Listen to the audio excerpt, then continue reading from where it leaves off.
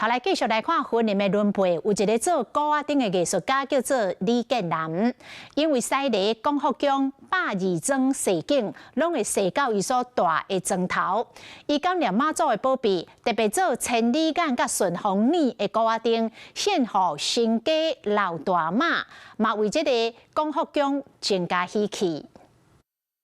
伫咧世界电信街路的光复宫，是早年的居民同齐宗钱起的妈祖庙，当地称为新家老大妈。